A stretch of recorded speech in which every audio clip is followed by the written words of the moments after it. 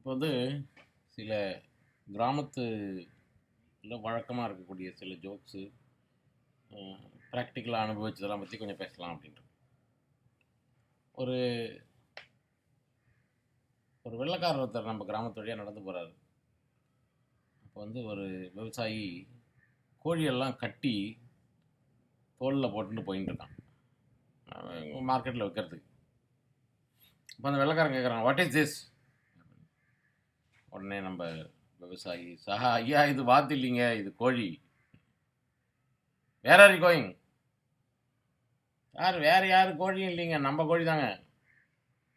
வெள்ளைக்கார கடுப்பாயி, get out அப்படின்னு. Sir கட்டை ஊற்று விட்டா ஓடி போயிடுங்க அப்படின்னு. இது ஒரு ப்ராக்டிக்கல் ஜோக்கு. அதுக்கப்புறமா ஸ்கூல் ஜோக் ஒன்று. ஒரு இன்ஸ்பெக்டர் வந்து ஸ்கூலுக்கு போகிறார். ஸ்கூலில் போய் பசங்கள்கிட்ட, அந்த காலத்தில் ஸ்கூல் இன்ஸ்பெக்டர்லாம் உண்டு, அவர் வந்து நிறையா பசங்கள்லாம் பார்த்து கேள்வி கேட்பார். ஒரு பர்டிகுலர் கிளாஸில் போய் அவர் போகிறார். அந்த கிளாஸில் அது நல்ல ஒரு காஸ்மோபாலிட்டன் ஸ்கூலு, நிறையா பசங்களாம் உட்காந்துருக்காங்க, நிறைய ஆங்கிலோ இண்டியன்ஸ் எல்லாமும் இருக்காங்க. ஸோ இவர் போய்ட்டு ஒரு பையனை பார்த்து கேள்வி கேட்குறாரு. சொல்லுப்பா, உன் பேர் என்னப்பா? என் பேர் பழனிங்க. உங்கள் அப்பா பேர்? பழனியப்பன். ஓ சரி. அடுத்த பையனை கூப்பிட்டு கேட்குறாரு, ஏன்ப்பா உன் பேர் என்னப்பா? என் பேர் செல்லங்க. உங்கள் அப்பா பேர்? செல்லப்பன். சரி, மூணாவது பையனை கொஞ்சம் மாற்றி கேட்போமே அப்படின்ட்டு, ஏன்ப்பா உங்கள் அப்பா பேர் என்னப்பா அப்படின்னாரு. எங்கள் அப்பா பேர் குஞ்சப்பனுங்க.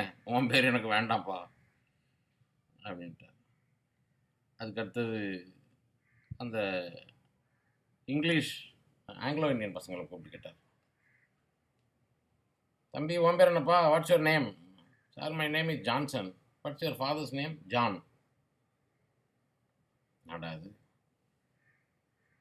சரி, ரெண்டாவது பையனை கூப்பிட்டு கேட்டார், சார் உன் பேர் என்னப்பா அப்படின்னாரு. என் பேர் டிக்சன் அப்படின்னா. அப்பா உங்கள் அப்பா பேர் நான் கேட்கலப்பா. மூணாவது பையனை கூப்பிட்டு கேட்டார், சரி உன் பேர் என்னப்பா? ராஜா.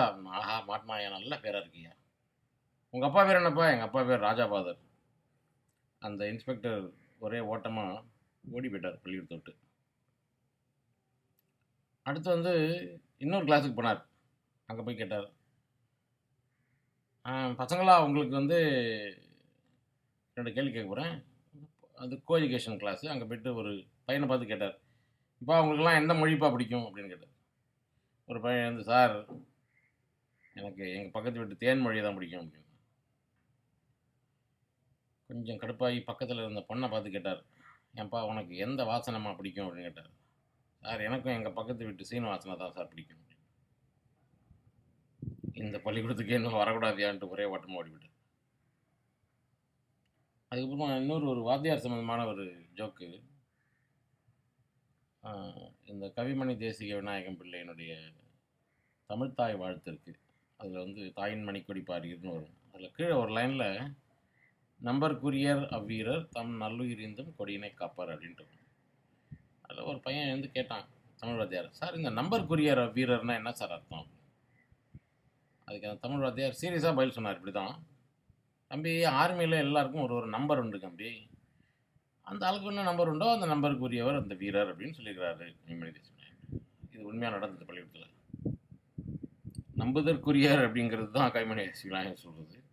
பட் நம்ம அண்ணாச்சி இப்படி ஒரு இன்டர்பிரேஷன் இருக்குது.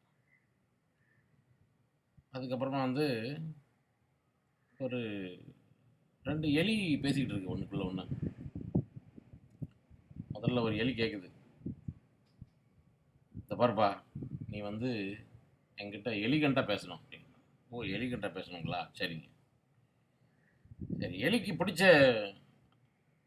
அதாவது என்ன அனிமல் என்னன்னு கேட்டாக்க எலிஃபண்டா. அப்படிங்களா, உங்களுக்கு பிடிச்ச பழங்க எலுமிச்சம்பழம். சரிங்க, நீங்கள் மெட்ராஸ் போனால் எங்கே போவீங்க? நான் எலியட்ஸ் பீச்சுக்கு தான் போவேன் அப்படின்னு சொல்லி இப்படி நிறைய எலி ஜோக்ஸ். அதுக்கப்புறம் இன்னொரு ஒரு ப்ராக்டிக்கல் ஜோக்கு. போன வாரம் நாங்கள் வந்து ராமேஸ்வரம் போயிருந்தோம். வந்து ஒரு இந்த பேட்டரி காரில் உட்காந்து போகும்பொழுது எங்களோட ஒரு தெலுங்குக்காரர் ஒருத்தர் வந்தார். அவர் அப்படியே பேச ட்ரை பண்ணார் எங்கள்கிட்ட. அவர் முதல்ல கேள்வி கேட்டது, ஏம்மா ஸ்நானம் ஆகிப்போயிந்தியாம்மா அப்படின்னாரு. அதுக்கு நான் பதில் சொன்னேன், சார் காலையில் எழுந்தவொன்னே ஆகிப்போயிந்தி, அதுக்கப்புறம் தான் ஸ்நானம் அப்படின்னு.